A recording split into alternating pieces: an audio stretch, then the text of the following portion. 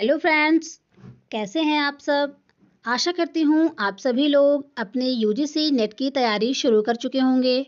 इसी कड़ी में आज की यह वीडियो मैं लेकर आई हूँ आप लोगों के लिए, जिसमें हम पढ़ने वाले हैं राही सुभद्रा कुमारी चौहान द्वारा लिखी गई कहानी। सुभद्रा कुमारी चौहान एक क्रांतिकारी लेखिका हैं। सुभद्रा कुमारी चौहान द्वारा लिखी गई राही कहानी पढ़ने से पहले हम लोग थोड़ा बहुत सुभद्रा कुमारी चौहान के बारे में जान लेंगे, जो कि बहुत ही आवश्यक है, क्योंकि यूजीसी नेट का जो पैटर्न अब चेंज हो गया है, उस हिसाब से यह हमें आवश्यक है कि हम राही कहानी की लेखिका सुभद्रा कुमारी चौहान के बारे में भी थोड़ा बहुत जान लें। तो सबसे पहले हम लोग थोड़ा सा सुभद्रा कुमारी चौहान के जीवन परिचय को पढ़ेंगे, फिर उसके बाद हम उनके कुछ रचनाओं के बारे में जान लेंगे। इसके बाद सुभद्रा कुमारी चौहान द्वारा लिखी गई कहानी राही पर आएंगे। सुभद्रा कुमारी चौहान जी का जो जन्म है वो सन 1904 ईस्वी में प्रयागराज के निहालपुर मोहल्ले में हुआ था। इनकी जो शिक्षा है वो क्रास्थवेट गर्ल्स कॉलेज प्रयागराज में हुई। और आप लोगों को एक बात और पता होगी कि सुभद्रा कुमारी चौहान जी की जो मित्र थी वो महादेवी वर्मा थी, और वो लोग कॉलेज में साथ ही पढ़ती थी। सुभद्रा कुमारी चौहान के पति का नाम ठाकुर लक्ष्मण सिंह था, जो कि एक वकील थे पेशे से। सुभद्रा कुमारी चौहान के बारे में कुछ महत्वपूर्ण बिंदु हैं जो कि आप लोगों को जान लेना आवश्यक है। सन 1915 15 वर्ष की आयु में सुभद्रा कुमारी चौहान ने अपनी प्रथम काव्य कृति लिखी थी, जो कि एक बड़ी बात होती है कि कोई लड़की अपने 15 वर्ष की उम्र में ही एक काव्य कृति लिखती है। राष्ट्रीय आंदोलनों में बराबर सक्रिय रहीं, कई बार जेल भी गई हैं सुभद्रा कुमारी चौहान। मध्य प्रांत असेंबली की कांग्रेस सदस्या भी रही हैं ये। सन 1921 में असहयोग आंदोलन के प्रभाव से शिक्षा अधूरी छोड़ दी इन्होंने। अब आगे हम लोग इनके कृति परिचय के बारे में थोड़ा सा जान लेंगे। सुभद्रा कुमारी चौहान जी की जो रचनाएं हैं उनमें राष्ट्रीय भावना तथा घरेलू जीवन की छवियां अंकित हैं। इनके द्वारा लिखे गए कविता संग्रह हैं त्रिधारा, मुकुल और नक्षत्र। इनके प्रमुख कहानी संग्रह हैं बिखरे मोती 1932, उन्मादिनी 1934, सीधे साधे चित्र 1947। तो चलिए बात करते हैं सुभद्रा कुमारी चौहान द्वारा लिखी गई कहानी राही पर। राही सुभद्रा कुमारी चौहान द्वारा लिखी गई 1947 ईस्वी में प्रकाशित कहानी है, जो कि कहानी संग्रह सीधे साधे चित्र में संकलित है। और यह कहानी संग्रह इनका अंतिम कहानी संग्रह है। सुभद्रा कुमारी चौहान के बारे में मुक्तिबोध कहते हैं, सुभद्रा कुमारी चौहान नारी के रूप में ही रहकर साधारण नारी की आकांक्षाओं और भावों को व्यक्त करती हैं। बहन, माता, पत्नी के साथ साथ एक सच्ची देश सेविका के भाव उन्होंने व्यक्त किए हैं। उनकी शैली में वही कृत्रिमता और स्पष्टता है जो उनके जीवन में है। तो आप लोग इसे ज़रूर याद कर लेंगे कि यह कथन किसका है, क्योंकि यूजीसी नेट में ये पूछा जा सकता है। तो यह कथन मुक्तिबोध द्वारा कहा गया है सुभद्रा कुमारी चौहान के बारे में। आगे देख लेंगे। सुभद्रा कुमारी चौहान द्वारा लिखी गई कहानी राही सीधे साधे चित्र 1947 ईस्वी में संग्रहित है, जो कि सुभद्रा कुमारी चौहान का अंतिम कहानी संग्रह है। इस कहानी संग्रह में टोटल 12 कहानियां हैं। उन कहानियों के नाम देख लेते हैं। नंबर 1 रूपा, कैलासी नानी, बियाहा, कल्याणी, दो साथी, प्रोफेसर मित्रा, दुराचारी, मंगला, हींगवाला, राही, तांगेवाला और गुलाब सिंह। ये 12 कहानियाँ सीधे साधे चित्र कहानी संग्रह में संकलित हैं। आगे हम देख लेंगे इस कहानी का जो प्रतिपाद्य है।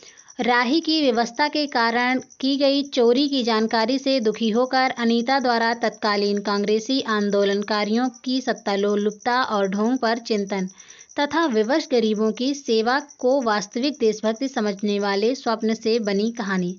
इसका अर्थ है कि राही से मिलने के बाद जो अनीता है वो अपने द्वारा और जो तत्कालीन कांग्रेसी आंदोलनकारी हैं उनकी सत्ता लोलुपता और ढोंग पर विचार करती हैं और सोचती हैं कि जो विवश गरीब हैं उनकी सेवा करना वास्तविक देशभक्ति है, ना कि बार बार जेल जाना ही देशभक्ति कहलाती है। राही से मिलने के बाद अनीता ने इस बात पर चिंतन किया और वो आगे चलकर जेल से निकलने के बाद इस बात पर उन्होंने अमल किया और गरीबों की सेवा करने लगी।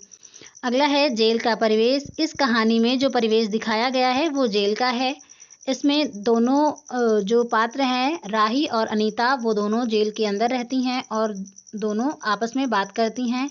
तब उन्हें पता चलता है कि देश में गरीबों की क्या स्थिति है। कहानी के जो प्रमुख पात्र हैं उनमें से 2 पात्र प्रमुख हैं, राही और अनीता। राही जो है वो मांगरोरी जाति की है। यह बात बहुत ही इम्पॉर्टेंट है, तो आप लोग इसे नोट कर लेंगे। राही मांगरोरी जाति की एक गरीब असहाय स्त्री है। पुलिस वालों द्वारा उसके पति को मार दिया जाता है और वह चोरी के आरोप में जेल चली जाती है। अगली पात्र हैं जो कि इम्पॉर्टेंट हैं, अनीता, जो कि एक स्वतंत्रता सेनानी हैं। स्वतंत्रता आंदोलन में भाग लेने वाली जेल में बंद एक स्त्री हैं। आगे देखेंगे गौड़ पात्र। गौड़ पात्र में है राही का पति, जिसे कि पुलिस वाले मारते मारते एकदम से जान से मार देते हैं। और अगला है राही का बच्चा, जिसके लिए राही अनाज की चोरी करती है। आगे देखेंगे इस कहानी का जो विशेष है, संवादात्मक एवं आत्मकथात्मक कहानी है। इसमें मांगरोरी जाति की कठिनाइयों का वर्णन किया गया है तथा इस कहानी में स्त्री वेदना की झलक मिलती है। राष्ट्रीय भक्ति का चित्रण एवं सत्ता भक्ति पर व्यंग्य कसा गया है। देश की दरिद्रता एवं रोजगार की समस्या का चित्रण किया गया है। गरीबों को पुलिस द्वारा सताए जाने का चित्रण किया गया है। गरीबी की समस्या का चित्रण किया गया है तथा मानव धर्म की प्रतिष्ठा का वर्णन किया गया है। इस कहानी में जो राही होती है वो कितने सेर अनाज की गठरी की चोरी करती है, तो यहाँ पर 5-6 सेर अनाज की गठरी की चोरी करती है, जिसके लिए पुलिस वाले उसे पकड़कर जेल में डाल देते हैं। आगे राही को 1 साल की सज़ा मिलती है। ये पॉइंट्स बहुत ही इम्पॉर्टेंट हैं, तो इसे आप लोग ज़रूर याद कर लेंगे, क्योंकि यूजीसी नेट में ऐसे ही क्वेश्चन पूछे जाते हैं कि राही ने कितने सेर अनाज की गठरी चोरी की थी या राही को कितने साल की सज़ा मिलती है। और अगला है कहानी में तथाकथित कांग्रेसी नेताओं पर व्यंग्य किया गया है। आगे इसके जो प्रमुख उदाहरण हैं वो देख लेंगे हम। इसकी प्रमुख पंक्तियां हैं कि किसने क्या कहा। ये परीक्षा की दृष्टि से बहुत ही इम्पॉर्टेंट है। आपको एक लाइन देकर पूछ लिया जाएगा कि यह कौन से कहानी की लाइन है या कौन से कहानी की पंक्ति है, और यह भी पूछ सकते हैं कि यह किसकी पंक्ति है, मतलब किसने किससे कहा था। तो चलिए आगे देख लेते हैं। इसमें सबसे पहले अनीता पूछती है राही से, तो तूने चोरी क्यों की? मजदूरी करती तब भी तो दिन भर में 3-4 आने पैसे मिल जाते। हमें मजदूरी नहीं मिलती सरकार, हमारी जाति मांगरूरी है, हम केवल मांगते और खाते हैं। यह किसने कहा? तो यह राही कहती है। और भीख ना मिले तो? अनीता पूछती है। तो फिर चोरी करते हैं। उस दिन घर में खाने को नहीं था, बच्चे भूख से तड़प रहे थे, बाजार में बहुत देर तक मांगा, बोझा ढोने के लिए टोकरा लेकर भी बैठी रही, पर कुछ ना मिला। सामने किसी का बच्चा रो रहा था, उसे देखकर मुझे अपने भूखे बच्चों की याद आई। वहीं पर किसी की अनाज की गठरी रखी हुई थी, उसे लेकर भागी ही थी कि पुलिस वालों ने पकड़ लिया। यह जो कहानी का जो संवाद है, यह संवाद राही और अनीता के मध्य चल रहा होता है। हम गरीबों की कोई नहीं सुनता सरकार, बच्चे आए थे कचहरी में, मैंने सब कुछ कहा पर किसी ने नहीं सुना। आगे अनीता कहती है, अनीता के सामने आज एक प्रश्न था। वह सोच रही थी कि देश की दरिद्रता और इन निरीह गरीबों के कष्टों को दूर करने का कोई उपाय नहीं है। हम सभी परमात्मा की संतान हैं, एक ही देश के निवासी, कम से कम हम सबको खाने पहनने के समान अधिकार तो हैं ही। फिर यह क्या बात है कि कुछ लोग तो बहुत आराम से रहते हैं और कुछ लोग पेट के अन्न के लिए चोरी करते हैं। उसके बाद विचारक की अदूरदर्शिता के कारण या सरकारी वकील के चातुर्यपूर्ण जिरह के कारण छोटे छोटे बच्चों की माताएं जेल भेज दी जाती हैं। उनके बच्चे भूखे मरने के लिए छोड़ दिए जाते हैं। एक और तो यह कैदी है जो जेल आकर सचमुच जेल जीवन के कष्ट उठाती है, और दूसरी ओर हैं हम लोग जो अपनी देशभक्ति और त्याग का ढिंढोरा पीटते हुए जेल आ जाते हैं।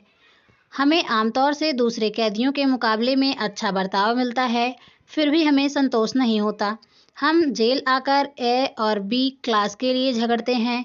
जेल आकर ही हम कौन सा बड़ा त्याग कर देते हैं। जेल में हमें कौन सा कष्ट रहता है, सिवा इसके कि हमारे माथे पर नेतृत्व की सील लग जाती है। हम बड़े अभिमान से कहते हैं, यह हमारी चौथी जेल यात्रा है या हमारी 5वीं जेल यात्रा है, और अपनी जेल यात्रा के किस्से बार बार सुना कर आत्मगौरव अनुभव करते हैं। तात्पर्य यह है कि हम जितनी बार जेल जाते हैं, उतनी ही सीढ़ी हम देशभक्ति और त्याग से दूसरों से ऊपर उठ जाते हैं, और इसके बल पर जेल से छूटने के बाद कांग्रेस को राजकीय सत्ता मिलते ही हम मिनिस्टर, स्थानीय संस्थाओं के मेंबर और क्या क्या हो जाते हैं। आगे अनीता सोच रही हैं कि कल तक जो खद्दर भी ना पहनते थे, बात बात पर कांग्रेस का मजाक उड़ाते थे। कांग्रेस के हाथों में थोड़ी शक्ति आते ही वे कांग्रेस भक्त बन गए, खद्दर पहनने लगे, यहाँ तक कि जेल में भी दिखाई पड़ने लगे। वास्तव में यह देशभक्ति है या सत्ता भक्ति? आगे अनीता सोचती हैं और कहती हैं, वास्तव में सच्ची देशभक्ति तो इन गरीबों के कष्ट निवारण में है। ये कोई दूसरे नहीं, हमारी ही भारत माता की संतानें हैं। इन हजारों लाखों भूखे नंगों भाई बहनों की यदि हम कुछ भी सेवा कर सकें, थोड़ा भी कष्ट निवारण कर सकें, तो सचमुच हमने अपने देश की कुछ सेवा की है। हमारा वास्तविक देश तो देहातों में ही है। किसानों की दुर्दशा से हम सभी थोड़े बहुत परिचित हैं, पर इन गरीबों के पास न घर है, न द्वार, अशिक्षा और अज्ञान का इतना गहरा पर्दा इनकी आंखों पर है कि होश संभालते ही माता पुत्री और सास बहू को चोरी की शिक्षा देती है। आगे है, संसार की मृगमरीचिका में हम लक्ष्य को भूल जाते हैं। सतह के ऊपर तक पहुंच पाने वाली कुछ एक महान आत्माओं को छोड़कर सारा जनसमुदाय संसार में अपने को खोया हुआ पाता है। कर्तव्य अकर्तव्य का उसे ध्यान नहीं, सत्य असत्य की समझ नहीं, अन्यथा मानवीयता से बढ़कर कौन सा मानव धर्म है। तो यहीं पर ये कहानी जो है वो ख़त्म हो जाती है, और हम इसके जो महत्वपूर्ण पंक्तियाँ थी, जो जिसने महत्वपूर्ण कुछ बातें कही थी, तो वो सब हमने देख ली हैं। आगे हम थोड़ा सा देख लेंगे इस कहानी के बारे में। गोपाल राय जी कहते हैं कि राही स्वाधीनता आंदोलन पर आधारित एक विचार प्रधान कहानी है। इसमें उन देशभक्तों का पर्दाफाश किया गया है जो वस्तुतः सत्ता भक्त हैं और उसी के लिए राष्ट्रीय आंदोलनों में भाग लेते हैं और जेलों में आकर ऊंचे क्लासों के लिए झगड़ते हैं। संवेदना का कोई क्षण इसमें नहीं है, पर आंदोलन का एक अवांछित यथार्थ जरूर सामने आता है। तो यह जो कथन था वो गोपाल राय द्वारा कहा गया है। किस कहानी के बारे में? तो राही कहानी के बारे में। तो आई होप आप लोगों को ये पूरी कहानी ये पूरा वीडियो समझ में आ गया होगा, और आप लोग ये जो पॉइंट्स हैं इम्पॉर्टेंट, आप लोग इन्हें नोट कर लेंगे और अच्छे से इसे रिवाइज कर लेंगे, याद कर लेंगे, ताकि आने वाले दिसंबर 2025 के एग्ज़ाम में अपना नेट JRF हासिल कर सकें। तो आई होप आप लोगों को वीडियो पसंद आया होगा। वीडियो पसंद आई हो तो वीडियो को लाइक करें, चैनल को सब्सक्राइब करें और अपने दोस्तों के साथ इस वीडियो को ज़रूर शेयर करें। तो आज की इस वीडियो में बस इतना ही। मिलते हैं ऐसी ही नेक्स्ट इन्फॉर्मेटिव वीडियो के साथ। तब तक के लिए धन्यवाद।